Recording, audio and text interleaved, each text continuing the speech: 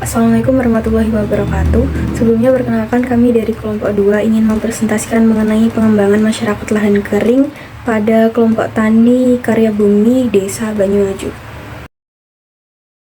Kelompok tani karya bumi sendiri berada di Dusun Penyantren, Desa Banyuaju, Kecamatan Kamal, dan kelompok tani tersebut mengelola lahan kering untuk budidaya padi, tambak udang, dan ternak kambing subsidi.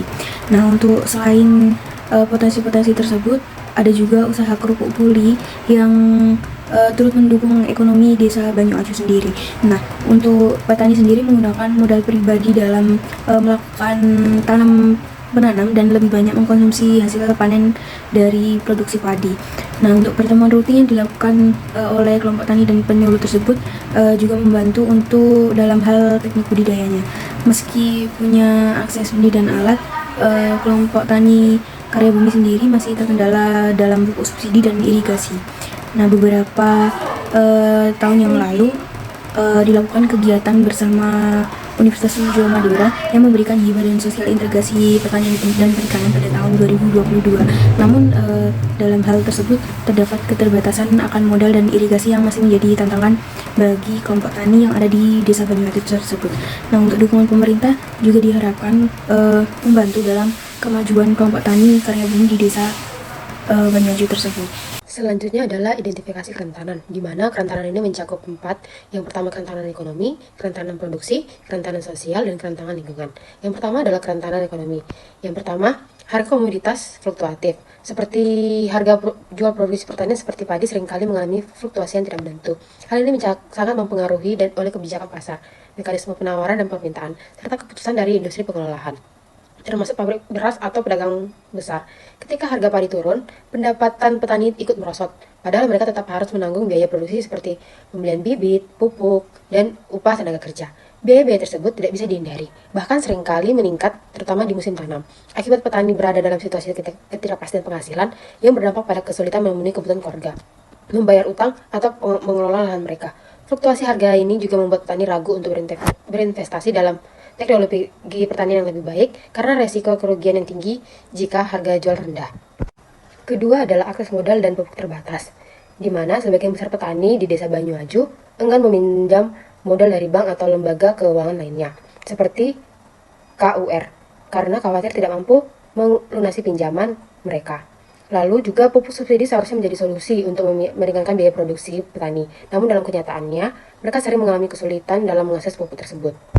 Selanjutnya ada ketidakpastian subsidi, di mana program bantuan dan subsidi dari pemerintah seringkali diandalkan oleh petani untuk meringankan beban biaya produksi. Namun, program-program ini kadang tidak konsisten dalam pelaksanaannya dan terkadang tidak menjangkau seluruh petani.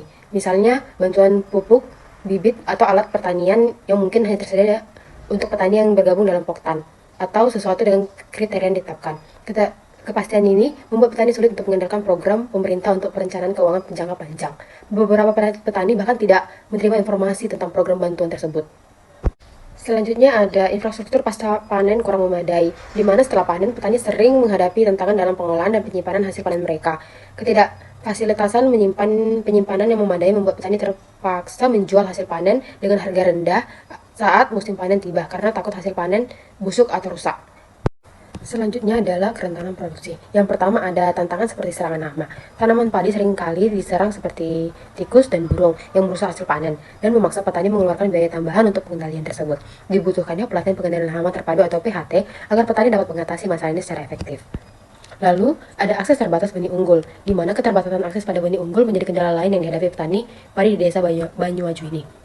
Benih unggul seperti varietas Ciherang yang dikenal memiliki ketahanan yang baik terhadap hama dan produktivitas tinggi mulai sulit didapatkan. Dan juga akses terbatas ini bisa disebabkan oleh beberapa faktor seperti kurangnya pemasok benih di pasaran, harga benih unggul yang lebih mahal, atau distribusi yang mulai tidak merata. Sebagai akibatnya, petani seringkali terpaksa menggunakan benih yang kurang berkualitas atau benih sisa dari musim sebelumnya yang sudah kehilangan daya tumbuh optimal.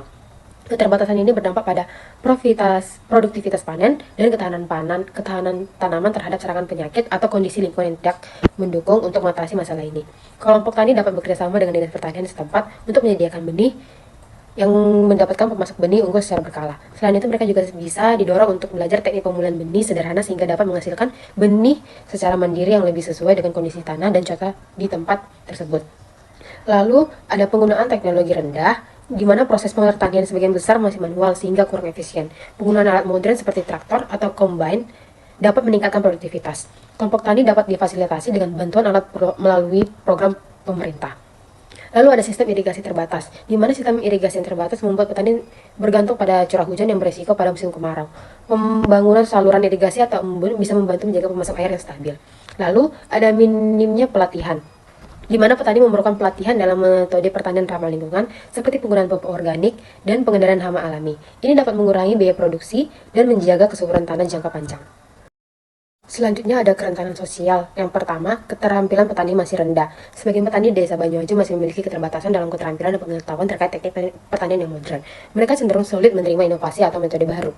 Meskipun sudah mendapat arahan dari kelompok tani atau ketuanya, kondisi ini menghambat penerapan praktik pertanian yang lebih efisien dan produktif, seperti penggunaan alat mekanis atau metode pengelolaan hama yang lebih ramah lingkungan. Diperlukan pelatihan intensif untuk meningkatkan kemampuan petani dalam menerapkan teknologi baru dan metode pertanian selanjutnya.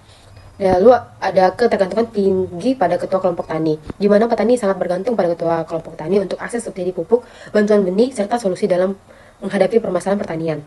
Ketergantungan ini berpotensi menjadi resiko jika terjadi pergantian ketua atau jika ketua mengalami kesulitan.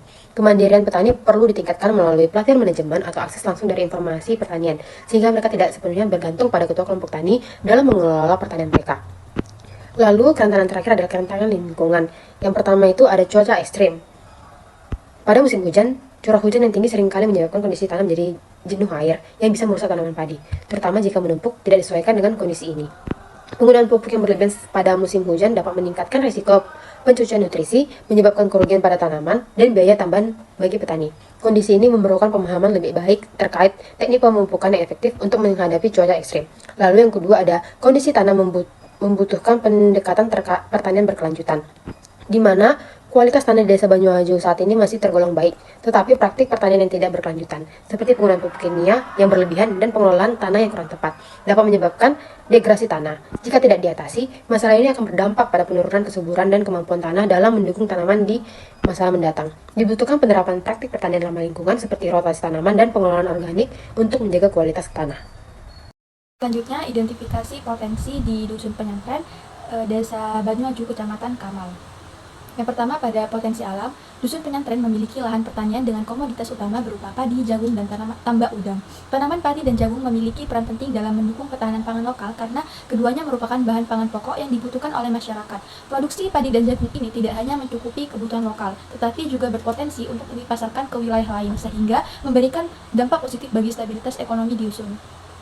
Selain itu, keberadaan tambak udang di Dusun Penyantren menjadi sumber pendapatan yang potensial bagi masyarakat setempat. Tingginya permintaan pasar untuk udang menjadikan tambak udang sebagai sektor usaha yang prospektif. Tambak udang ini dikelola dengan metode yang ramah lingkungan untuk menjaga keberlanjutan usaha perikanan. Dukungan dari pemerintah dan lembaga terkait dalam bentuk pelatihan dan akses pasar dapat mendorong produktivitas sektor pertanian dan perikanan di Dusun Penyantren sehingga dapat meningkatkan kesejahteraan masyarakat menyeluruh. Untuk yang kedua, potensi kewirausahaan dan sumber daya manusia. Dusun Penyantren memiliki potensi sumber daya manusia yang cukup beragam, dengan masyarakat yang bekerja di berbagai bidang seperti pertanian, pegawai, perdagangan, serta pengusaha kecil. Keanekaragaman profesi ini menciptakan peluang bagi perkembangan ekonomi lokal yang lebih dinamis dan beragam. Salah satu usaha lokal adalah produksi kerupuk puli khas Penyantren yang dikelola langsung oleh masyarakat tempat. Kerupuk puli ini memiliki cita rasa unik dan kualitas yang telah dikenal hingga ke mancanegara, bahkan sudah diekspor ke Malaysia. Dengan semakin dikenalnya kerupuk puli ini di pasar internasional, usaha ini memiliki potensi besar untuk berkembang menjadi ikon kuliner lokal Dusun Penyantren.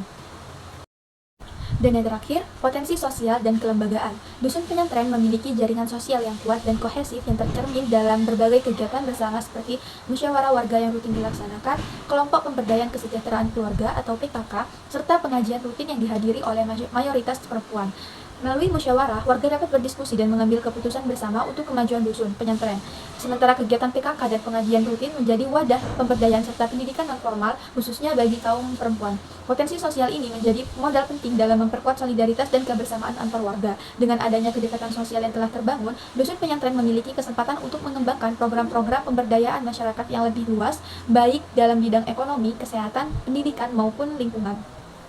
Baik, selanjutnya dilanjut dengan saya. Ada program usulan yang akan diberikan. Yang pertama itu ada pembangunan tanggul, di mana pembangunan tanggul ini melanjutkan pembangunan yang sebelumnya sudah ada, dibangun kembali semakin tinggi supaya pembatasan terhadap air laut itu bisa semaksimal mungkin. Dan selanjutnya ada pembentukan koperasi desa, di mana yang sebelumnya tidak ada diadakan karena supaya bisa membantu para petani dan juga masyarakat sekitar, terutamanya pada permodalan untuk lahan untuk komoditas pertanian.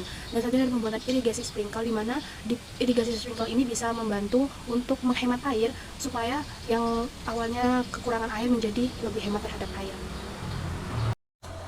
Selanjutnya, indikator keberhasilan dari program. Keberhasilan dari program pembangunan lanjut tanggul bisa dinilai dari beberapa hal. Pertama, dilihat dari pergerakan pemerintah yang dapat diandalkan oleh masyarakat ataupun petani.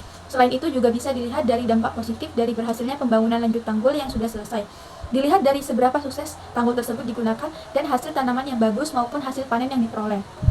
Sehingga pada penggunaan lahan berkelanjutan akan sangat mudah karena tidak kekurangan air pada setiap musim tanam komoditas pertanian, karena sudah adanya ketersediaan air, serta banyak petani yang juga memanfaatkan irigasi sprinkler untuk digunakan pada lahan ataupun komoditas yang skalanya tidak besar. Irigasi sprinkler juga bisa digunakan untuk inovasi baru dalam penanaman cabai, tomat, maupun bawang. Sedangkan pada koperasi, keberhasilan bisa dikatakan jika kenaikan pendapatan petani karena akses pasar yang mudah, banyak anggota petani yang menggunakan akses kartu kredit untuk pinjam modal.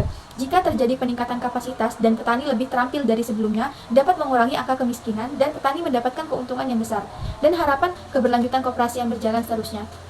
Karena jika koperasi hanya bertahan awalnya saja, akan berdampak negatif terhadap anggota petani dan juga masyarakat sekitar, sehingga perlu adanya tindak lanjut dari pemerintah serta pemahaman masyarakat terhadap kegunaan koperasi.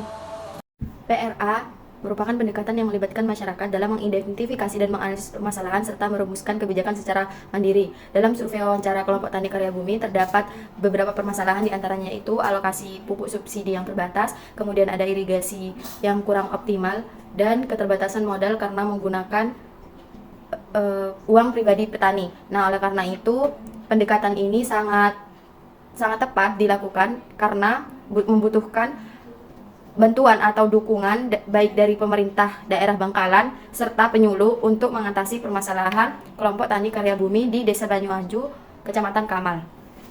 Kemudian ada SLF atau Sustainable Livelihood Framework, di mana merupakan pendekatan dalam bentuk adaptasi untuk mengidentifikasi potensi desa. Nah, pada kelompok tani karya bumi di Desa Banyuaju sendiri, untuk potensinya atau program yang sedang dilaksanakan atau yang sudah pernah dilaksanakan itu ada sosialisasi terkait penggunaan drone dari Universitas Trunojoyo Madura, kemudian ada integrasi perikanan dan pertanian dengan cara membudidayakan ikan air tawar berupa lele, serta pengembangan kerupuk oli untuk dijadikan ekspor nasional ke berbagai daerah di Indonesia. Salah satunya yaitu Kalimantan. Baik, untuk kesimpulannya yaitu kelompok tani karya bumi di Desa Banyuaju memiliki potensi pertanian dan kewirausahaan yang baik, akan tetapi menghadapi berbagai kerentanan seperti fluktuasi harga, keterbatasan akses modal, dan juga tantangan lingkungan dan keterbatasan atas irigasinya. Nah, untuk mengatasi masalah ini diperlukan dukungan dari pemerintah dalam pembangunan infrastruktur seperti tanggul dan sistem irigasi yang baik, dan serta pembentukan koperasi guna meningkatkan akses modal pada kelompok tani tersebut. Selain itu, pelatihan dalam teknik pertanian modern dan pemanfaatan teknologi diperlukan agar para petani tersebut dapat meningkatkan hasil produksi dan kesejahteraan secara berkelanjutan. Lalu selanjutnya saran yang dapat diberikan, yang pertama itu ada pemerintah daerah dapat membantu membangun atau meningkatkan sistem irigasi seperti irigasi sprinkle serta memperbaiki tanggul untuk mencegah air laut pasang merusak lahan pertanian. Nah, hal ini akan menjamin pasokan air yang stabil dan terutama selama musim kemarau. Selanjutnya yang kedua ada mendirikan koperasi pertanian di Desa Banyuaju. Hal tersebut dapat memberikan akses modal, menurunkan ketergantungan petani terhadap pinjaman berbunga tinggi, dan juga menyediakan pupuk dan benih dengan harga yang lebih terjangkau. Nah, koperasi ini juga dapat meningkatkan posisi tawar-menawar petani di pasar. Selanjutnya yang ketiga yaitu memberikan pelatihan pertanian yang ramah lingkungan dan efisien, serta penggunaan pupuk organik, teknologi pengolahan hama terpadu, dan juga pemanfaatan alat pertanian modern. Hal tersebut akan membantu petani mengatasi masalah hama dan peningkatan produktivitas. Mungkin cukup sekian dari kelompok 2. Apabila ada kurang lebihnya, mohon maaf. Terima kasih. Wassalamualaikum warahmatullahi wabarakatuh.